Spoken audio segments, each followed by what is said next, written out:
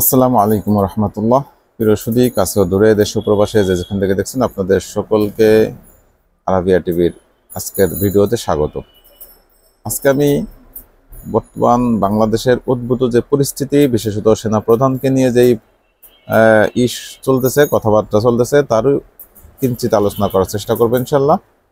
আশা করি শেষ পর্যন্ত সাথে থাকবেন এবং আপনারা আপনাদের মূল্যবান মতামত জানাবেন। প্রথমত আমি গতকালকে একটি নিউজ দেখি, নিউজ বলতে 11 ঘন্টা আগে এখন থেকে, হাসানাত আব্দুল্লাহ একটি পোস্ট, তিনি ডক্টর ইউনুসকে সম্বোধন করে বলতেছিলেন, ডক্টর ইউনুস, আওয়ামী লীগ 5ই আগস্টেই নিষিদ্ধ হয়ে গেছে। উত্তরপাড়া ও ভারতের প্রেসক্রিপশনে আওয়ামী লীগের চ্যাপ্টার ওপেন করার চেষ্টা করে লাভ নেই।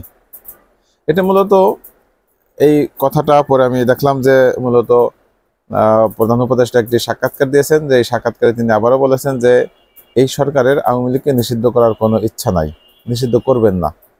তো সরকার যে আওয়ামী লীগকে নিষিদ্ধ করবেন না সেটা আমরা আরো অনেক আগেই বুঝতে পেরেছিলাম, যখন আন্তর্জাতিক ট্রাইব্যুনালের যে আইন অপরাধ বিচার করার জন্য, সেই আইনটা মূলত 72 সালের আইন। এরপরে সেই আইনের ভিতরে কিছু পরিবর্তন এনেছিল বিগত আওয়ামী সরকার, শেখ হাসিনা। সেই পরিবর্তনটা ছিল মূলত যে কোনো দল বা সংগঠন যদি অপরাধ করে, সেই দল বা সংগঠনের বিচারও করা যাবে ওই আইনেই। এটা বিধিটা ঢুকিয়েছিল তারা। তো এরপরে এই সরকার যখন এই আইনগুলিকে আবার নতুন করে সংস্কার করতে চাইলো, তখন সেখান থেকে এই আইনটাকে তারা বাতিল করে দিল, মানে এই আইনটা তারা রাখলো না। অর্থাৎ সংগঠন বা কোনো দল অপরাধ করলে সেই অপরাধের জন্য বিচার করার যেই স্পেসিফিক যে একটা আলাদা একটা প্যারা ছিল, একটা ধারা ছিল, সেই ধারাটা তারা বিলুপ্ত করে দিলেন। যদিও এখন কোর্টের সবসময় অনেক ক্ষমতা থাকে, inherent power of the court, court চাইলে অনেক কিছু করতে পারেন, সেটা ভিন্ন বিষয়। কিন্তু স্পষ্টত আইনে না থাকলে সেটা করাটা একটু ডিফিকাল্ট, বা সেটা সাধারণত করতে চান না কেউ। তো এই আইনটা যখন করেছেন, তখনই আমরা বুঝেছিলাম যে এই সরকার মূলত আওয়ামী লীগকে নিষিদ্ধ করতে চান না। এখন আওয়ামী লীগকে কেন নিষিদ্ধ করতে চান না সেটার একটা বিরাট গল্প আছে। এখন আওয়ামী লীগকে নিষিদ্ধ করতে না চাওয়াই মানে তিনি আওয়ামী লীগের দালাল, বিষয়টা কিন্তু তা নয়। একটা বিষয় তো স্পষ্ট, যে আওয়ামী লীগ বিগত এই 4ই আগস্ট বা 5ই আগস্টের আগ পর্যন্ত যা কিছু করেছে 24-এর, তাতে মোটামুটি তাকে আর রাজনৈতিক কোনো দল বলা যায় না। স্পষ্টত তারা একটা সন্ত্রাসী সংগঠন। আর কোনো সন্ত্রাসী সংগঠনের বাংলাদেশে রাজনীতি, বাংলাদেশকে কোনো দেশেই রাজনীতি করার কোনো অধিকার তাদের থাকে না, এটা স্বাভাবিক প্রক্রিয়া। কিন্তু আন্তর্জাতিক নীতি বলে একটা কথা রয়েছে, বা আন্তর্জাতিক মহল বলে একটা কথা রয়েছে, আন্তর্জাতিক চাপেরও একটা বিষয় রয়েছে। মূলত ইউনূস সরকার যে বিষয়টা বারবার বলার চেষ্টা করছেন, সেগুলো আন্তর্জাতিক চাপেরই একটা ফসল, যেটা এর আগে আমাদের আইন উপদেষ্টাও বিষয়টা ক্লিয়ার করেছিলেন। তিনি বলেছিলেন যে বিদেশি যত দূতাবাস রয়েছে, প্রত্যেক দূতাবাসের পক্ষ থেকেই চাপ রয়েছে আওয়ামী লীগকে নিষিদ্ধ না করার বিষয়। অর্থাৎ আওয়ামী লীগ নিষিদ্ধ হোক, এটা কোনো দেশই এটা চান না। এখন আমার ভিতরে, আমার দেশের ভিতরে কি হবে না হবে সব তো আসলে বহির্বিশ্বের চাপের উপরে বসে থাকে না, নিজেদের কিছু সিদ্ধান্ত থাকতে হয়। যেই সিদ্ধান্তগুলি বিগত আওয়ামী সরকার দেখিয়েছিল, 18 নির্বাচন বলেন, 14 নির্বাচন বলেন, এই প্রত্যেকটা নির্বাচনের আগেই তো বিদেশের থেকে কিছু চাপ তারা পেত, কিন্তু সেই চাপ তারা তুড়ি মেরে উড়িয়ে দিয়েছিল। তারা কিন্তু তাদের বক্তব্যে অনড় ছিল, অটল ছিল, এবং তারা তাদের যে কাজ সেটা করে গিয়েছে। তো এই হচ্ছে সার্বিক অবস্থা। এইসব বিষয়ের উপরে ভিত্তি করে ডক্টর ইউনূস যে বিষয়টা বলতেছেন যে আওয়ামী লীগকে নিষিদ্ধ করার পক্ষে এই সরকার নয়। সাথে সাথে আরেকটা বিষয়, যে এর সাথে কিন্তু আরো বিষয় রয়েছে, সরাসরি আমাদের সেনাপ্রধান জেনারেল ওয়াকারুজ্জামান, তার বিষয়টাও জড়িত রয়েছে। আজকের মূল আলোচনা কিন্তু এই ডক্টর ওয়াকারুজ্জামান সাহেবকে নিয়েই। আমি গতকাল শেষ রাত্রে আরেকটি পোস্ট দেখলাম হাসানাত আব্দুল্লাহর, এটা হলো 10 ঘন্টা আগের পোস্ট হাসানাত আব্দুল্লাহ। উনি লিখেছেন 11ই মার্চ, অর্থাৎ গত 11ই মার্চের ঘটনা, সময় দুপুর 2টা 30 মিনিট। এরপর উনি শুরু করছেন, কিছুদিন আগে আমি আপনাদের বলেছিলাম যে রিফাইন্ড আওয়ামী লীগ নামে নতুন একটি ষড়যন্ত্র নিয়ে আসার পরিকল্পনা চলছে। এই পরিকল্পনা পুরোপুরি ভারতের।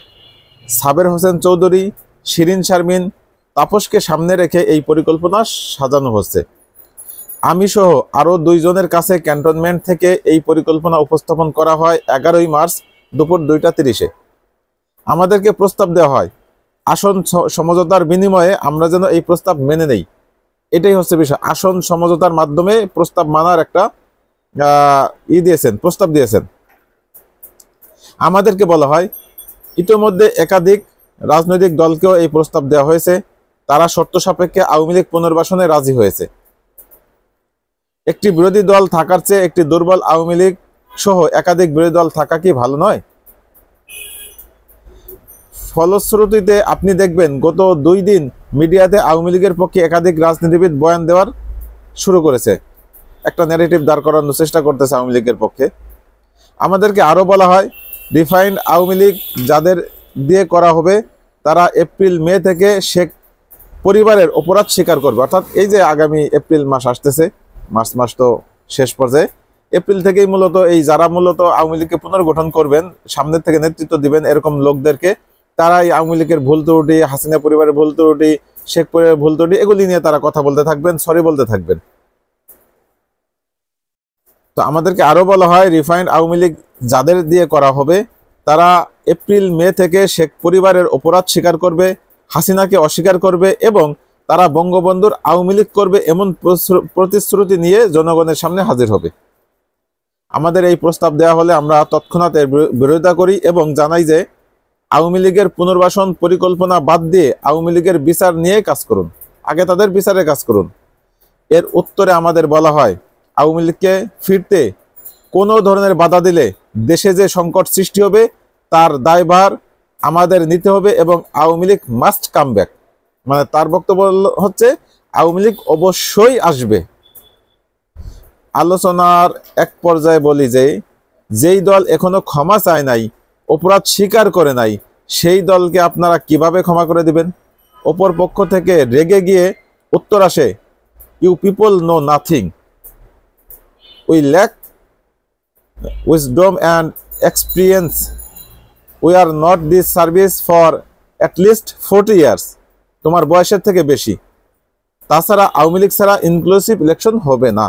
এখানে একেবারেই হাসানাতকে অপমানিত করা হয়, ওনারা কিছুই না এই বিষয়টা করা হয়।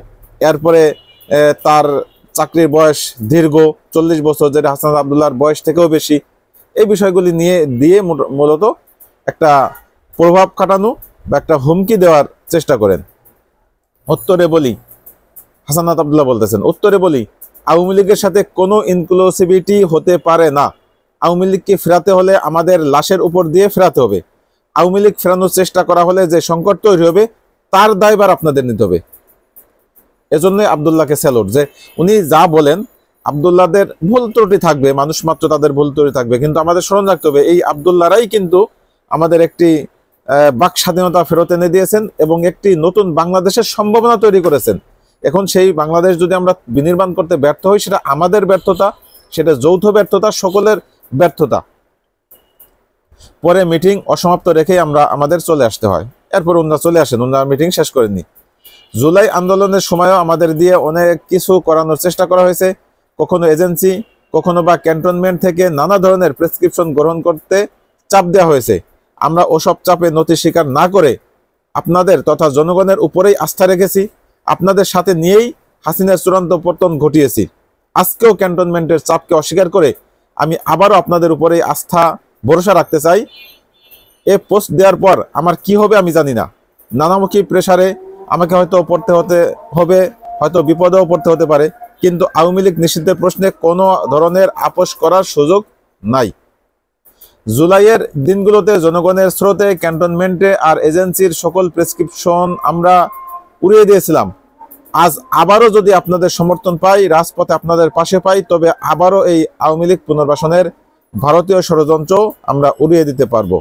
আসুন সকল যদি কিন্তু পাশে রেখে আওয়ামী লীগের বিরুদ্ধে আমরা ঐক্যবদ্ধ হই। আওয়ামী লীগের রাজনীতি করতে পারলে জুলাই ব্যর্থ হবে। আমাদের শরীরে এক বিন্দু রক্ত থাকা পর্যন্ত আমাদের শহীদের রক্ত আমরা বৃথা যেতে দেব না। 5ই আগস্টের পরের বাংলাদেশে আওয়ামী লীগের কামব্যাকের আর কোনো সুযোগ নেই, বরং আওয়ামী লীগকে অবশ্যই নিষিদ্ধ হতেই হবে। তো এই হচ্ছে মূলত হাসানাত আবদুল্লাহর একটি দীর্ঘ পোস্ট। এখন হাসানাত আবদুল্লাহ তিনি শুরুর থেকেই একেবারে ঠোঁট কাটার মতো যা বলেন অকপটে স্পষ্ট বলে দেন, রাগ ঢাক কোনো কিছু রাখেন না, অন্তরের ভিতরে কোনো কিছু লুকায়িত থাকে না। এই জন্য হাসানাত আবদুল্লাহকে আমার ভালো লাগে। হাসানাত আবদুল্লাহরা তারা বীর, সেটা মানতে আমাদের কোনো দ্বিধা নেই। বিগত 16 বছরের যেই জগদ্দল পাথর ফ্যাসিস্ট আমাদের উপরে চেপে বসেছিল, তার থেকে আমাদের মুক্তি দিয়েছে হাসানাত আবদুল্লাহরা।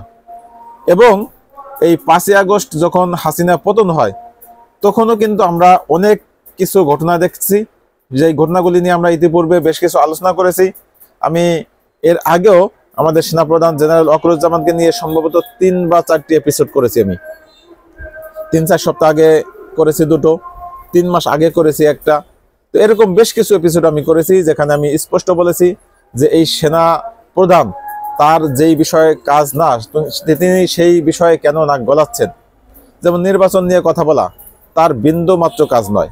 যেমন আপনি যদি বলেন যে বাংলাদেশের আইজিপি সে তো অনেক ক্ষমতাশালী, পুলিশ প্রশাসন তার অধীনে, এখন পুলিশ প্রশাসন তার অধীনে, সে কি নির্বাচন নিয়ে কথা বলতে পারেন? পারেন না। তো আনসার বা অন্যান্য বাহিনী, কোনো বাহিনী পারেন না, কারণ তারা একটা কাজের জন্য, নির্দিষ্ট কাজের জন্য নিয়োগপ্রাপ্ত চাকর। তারা রাষ্ট্রকে নিরাপত্তা দিবেন, আর যখন অভ্যন্তরীণ নিরাপত্তার দরকার পড়ে তাদেরকে নিয়োজিত করবেন, তখন তারা সেই কাজটা সমাধান করবেন, আমাদের নিরাপত্তা দিবেন। এখন যেমন আছেন তারা, এটাই তাদের দায়িত্ব। তিনি একজন রাষ্ট্রের চাকর, তিনি রাষ্ট্রের বেতনভুক্ত কর্মচারী, এর উপরে কিন্তু তিনি কিছু নয়। এই কথাটা আমি আগেও বলেছিলাম। অথচ তিনি যে কাজগুলি করতেছেন একের পর এক, যে হাসানাত আবদুল্লাহদেরকে স্পষ্টত একটা বিষয় হচ্ছে যে আওয়ামী লীগ নিষিদ্ধ হবে না, আমরাও জানি নিষিদ্ধ হবে না। স্বাভাবিক নির্বাচন হোক, তারা 2-4 জন, 5 জন, 10 জন, 50 জন, 100 জন বা 300 জন, যারা যেভাবে নির্বাচন করতে চায়, যদি আইন তাদেরকে বাধা না দেয় বা আইন আদালত তাদেরকে উন্মুক্ত পরিবেশে নির্বাচন করতে দেয়, দিবে, সেটা নিয়ে আমার বক্তব্য নাই। কিন্তু আপনি যখন আওয়ামী লীগের পক্ষে হয়ে কিছু আসন দেওয়ার শর্তে আপনি আরেকজনকে প্রস্তাব দেন, তখন কি বোঝা যাবে? আপনি সরাসরি আওয়ামী লীগের দালাল। এখানে যদি কিন্তু কোনো প্রশ্ন নেই, আপনি এটা করতে পারেন না। আপনি তো রাষ্ট্রের চাকর। আপনি রাষ্ট্রের চাকর থাকা অবস্থায় আপনি কে আপনাকে এই দায়িত্ব দিয়েছে যে আপনি বিভিন্ন রাজনৈতিক দলকে ডাকবেন, সেখানে কথা বলবেন? এর আগেও আমি বলেছিলাম যে তাহলে কি জেনারেল ওয়াকারুজ্জামান কি নিজেকে প্যারালাল ক্ষমতার মালিক মনে করেন? তিনি কি আলাদা আর একটা ক্ষমতা বা এরকম কিছু মনে করেন? এটা হলে তো বাংলাদেশের জন্য অশনি সংকেত। যদি সেটাই করতে চান তিনি, আর সেটাই বাস্তবতা হয়, তাহলে আমাদের কপালে শনি রাখা ছাড়া আর কিছুই নেই। আমি আরো 2-1টি পয়েন্ট বলেই আমি আমার আলোচনা এটি টানবো। যেমন এই জেনারেল ওয়াকারুজ্জামান সাহেব বারবার তিনি একটা বক্তৃতায়, প্রত্যেকটা বক্তব্যতেই তিনি একটি কথা বলতেছেন, সেটা হচ্ছে ইনক্লুসিভ নির্বাচন চান। ইনক্লুসিভ নির্বাচন, এতদিন পর্যন্ত এতটুকু সীমাবদ্ধ ছিলেন, আর এখন এসে তিনি স্পষ্ট করেছেন যে আওয়ামী লীগকে সহ ইনক্লুসিভ নির্বাচন চান। তিনি যখন শুরুতেই ইনক্লুসিভ নির্বাচনের কথা বলতেন, তখনই কিন্তু আমরা আলোচনা এনেছি, আমরা কথা বলেছি যে উনি ইনক্লুসিভ মানে উনি আওয়ামী লীগকে চান। সেটা এখন তো ক্লিয়ার হয়ে গেল। তো উনি যদি এখন আওয়ামী লীগকে ইনক্লুসিভ, আওয়ামী লীগ সহ ইনক্লুসিভ চান, তাহলে এই ওয়াকারুজ্জামান তো তিনি 18 সালের নির্বাচনের সময় ছিলেন, তখন তিনি কি করেছেন? এই 23-এর নির্বাচনের সময় তো ছিলেন, 24-এর নির্বাচনের সময় উনি কি করেছিলেন? তখন ওনার কোথায় ছিল ইনক্লুসিভ নির্বাচন পদ্ধতিটা, ফর্মুলাটা? অতএব এই ইনক্লুসিভ নির্বাচন পদ্ধতি যারাই বলেন, তারা মূলত আওয়ামী লীগের দোসর ছাড়া আর কিছু আমি ভাবি না। এখন যারা বলতেছেন আওয়ামী লীগ আসবে কি আসবে না সেটা জনগণ যেমন নির্ধারণ করেন, বিএনপি বলে দিয়েছে জনগণ নির্ধারণ করবে। আওয়ামী লীগের যতটুকু ক্ষমতায় দাপট আছে, তাদের যতটুকু প্রভাব আছে, সেই প্রভাব খাটিয়ে তারা নির্বাচন করতে পারবেন কি পারবেন না সেটা তারা দেখবেন। কিন্তু আপনি তাদেরকে পথ করে দেওয়ার দায়িত্ব আপনাকে কে দিয়েছে? আপনাকে ওইখানে তো আওয়ামী লীগের কোনো পদ দিয়ে বসানো হয়নি। আপনি ওখানে রাষ্ট্রের একজন চাকর, আমাদের বেতন টাকা আপনাদের বেতন দেওয়া হচ্ছে, তাহলে আপনি এখানে আওয়ামী লীগকে নিয়ে কেন কথা বলতেছেন? দ্বিতীয়ত, নির্বাচনের তারিখ দেওয়ার ক্ষেত্রে আমি আগেই বলেছি যে সেনা প্রধান এখানে কেউ নন, একেবারেই থার্ড পারসন। উনি প্রধান উপদেষ্টা, ওনাকে যেই দায়িত্ব দিবেন, যেই নির্দেশ দিবেন, উনি সেই নির্দেশ পালন করতে বাধ্য। এর ব্যতিক্রম ভাবে বিকল্প উনি কোনো ফরমান জারি করবেন, উনি রাজনৈতিক দলের সাথে বসে আলোচনা করবেন, এগুলি টোটালি আইন বহির্ভূত ওনার যে চাকরি বিধি আছে সেই চাকরি বিধিরও লঙ্ঘন। এরপরে আরেকটা বিষয় যে অনেকেই কিন্তু সেনাপ্রধানকে এই গণ-অভ্যুত্থানের একটা পার্ট মনে করেন। উনি হ্যাঁ একটা পার্ট, তবে আমি ওনাকে সেভাবে ক্রেডিট দিতে চাই না। আমি ওনাকে এভাবেই জাজ করতে চাই যে উনি সেদিন বাধ্য হয়ে এই পার্ট হয়ে গেছেন বা পার্টে ঢুকতে বাধ্য হয়েছেন। কারণ তিনি কিন্তু 3 তারিখের আগ পর্যন্ত মাঠে সেনাবাহিনী নামিয়েছিলেন, তিনিই তো নামিয়েছিলেন। যখন তার ফুফু নাকি হয় খালা হয় না, ফুফু শাশুড়ি খালা শাশুড়ি, সে যখন শেখ হাসিনা যখন নির্দেশ দিল যে সেনাবাহিনীকে মাঠে নামাও, উনি তো বেঁকে বসেননি তখন। উনি তো তার কথা মতোই, আর নামানোর কথা, তার কথা মতোই তিনি সেনাবাহিনীতে মাঠে নামিয়েছিলেন।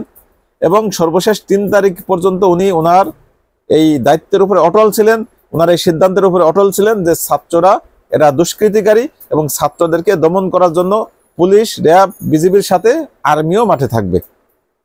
উনি কিন্তু এখানে ব্যত্যয় ঘটান নাই। কিন্তু 3 তারিখে মিটিংয়ের সময় যখন জুনিয়র অফিসাররা ওনার বিপক্ষে ভেটো দিল, ওনার বিপক্ষে গর্জে উঠল, উনি যখন বিষয়টা আঁচ করতে পারলেন, অনেক চালাক মানুষ, চতুর মানুষ, উনি বিষয়টা বুঝে উনি সাথে সাথে পল্টি নিয়ে নিলেন। মানে উনি স্বাভাবিক স্বরদের সাথে গা মিলিয়ে উনি তখন সিদ্ধান্ত নিলেন, যেহেতু জুনিয়র অফিসাররা কেউ এই ছাত্র জনতার বিরুদ্ধে দাঁড়াবেন না, ছাত্র জনতার বিরুদ্ধে গুলি করবেন না, যে কারণে তারা ঘোষণা দেওয়ার পরেই সেনাপ্রধানও সেই বিষয়টা মেনে নিয়েছেন। এটাও সাধুবাদ দিচ্ছি আমরা এটাকেও কিন্তু একেবারে বলিনি যে আপনার এটাও ভুল সিদ্ধান্ত, বরং আপনি যেটা করেছেন অন্তত অনেক রক্ত থেকে দেশকে বাঁচিয়েছেন। আমরা সেজন্য আপনাকে সাধুবাদ জানিয়েছি, আপনাকে অ্যাপ্রিসিয়েট করেছি, 5ই আগস্টের পরেও আপনার ভূমিকা নিয়ে প্রশংসা করেছি যতটুকু করা যায়। কিন্তু আপনি কি করেছেন? আপনি মূলত এখন স্পষ্ট করতেছেন যে না, সেই দিনের ঘোষণার জন্য আমাকে যে সাধুবাদ দেওয়া হয়েছে আমি সাধুবাদের উপযুক্ত ছিলাম না। সেদিন আমি বাধ্য হয়ে আমি সুচারুভাবে তাদের সাথে মিলে গেছিলাম, বরং আমি আমার ভিতরে একটা পরিকল্পনা ছিল, সেই পরিকল্পনা বাস্তবায়নের জন্য। এটাই কি পরিষ্কার করতে চাচ্ছেন? জনগণ এবং আমার যে অডিয়েন্স আছে, শ্রোতা আছে, তাদেরকে একটা বিষয় বলবো যে অন্ধভাবে কাউকেও বিশ্বাস করা যাবে না, সেটা যে হোক। একমাত্র আল্লাহ এবং আল্লাহ রাসূল ছাড়া কাউকেও শতভাগ বিশ্বাস করার কোনো সুযোগ নেই। আপনি প্রত্যেকটা মানুষেরই ভুল ত্রুটি থাকবে, প্রত্যেকটা মানুষের একটি স্বার্থ থাকবে, একটা নির্দিষ্ট একটা লক্ষ্য থাকবে। ঠিক এই জেনারেল ওয়াকার সাহেব, তারও একটা নির্দিষ্ট লক্ষ্য ছিল, সেই লক্ষ্য নিয়ে কাজ করতেছিল। সেই কাজের ক্ষেত্রে কখনো কখনো দেখা গেছে আমাদের সাথে তার কাজের তালিকাটা মিলে গিয়েছে। এর মানে এই না যে সে আমাদের অনুসারী, এমন ভাবারও কোনো সুযোগ নেই। হ্যাঁ, জেনারেল ওয়াকার সাহেবকে আমরা তখনই আমাদের নিজেদের মনে করব যদি এখনো তিনি এই বিষয় থেকে সরে আসেন, তিনি ঘোষণা দিতে পারেন যে না, আমরা যা করেছি এতদিন ভুল করেছি, এই ভুল থেকে আমরা সরে এসেছি, আমরা সরাসরি ইউনূস সরকারকে সহায়তা করতে রাজি। ইউনূস স্যার যা বলেন, ডক্টর ইউনূস সাহেবের যেই হুকুম হয় আমরা সেই হুকুম তামিল করব, এটা যদি তিনি ঘোষণা করতে পারেন তাহলে বুঝবো যে তিনি আসলে রাষ্ট্রকে ভালোবাসেন এবং তার চাকরির বিধি লঙ্ঘন করেননি। আরেকটা বিষয় দেখেন, আমরা কিন্তু বেশ কিছুদিন যাবত দেখতেছি ছাত্রদের চরিত্র হনন করতেছে, ছাত্রদের বিভিন্ন জায়গা থেকে বিভিন্ন অপবাদ দেওয়া হচ্ছে। এই অপবাদগুলি কিন্তু এটা একটা ন্যারেটিভ দাঁড় করানোর চেষ্টা হচ্ছে। অন্যদিকে আমরা কিছুদিন আগে দেখেছি যে ভারতের সেনাপ্রধান যখন কথা বলতেছিলেন যে 5ই আগস্টে কেমনে কি হচ্ছে, বাংলাদেশের সেনাপ্রধানের সাথে তার সার্বক্ষণিক যোগাযোগ ছিল, কথাবার্তা ছিল।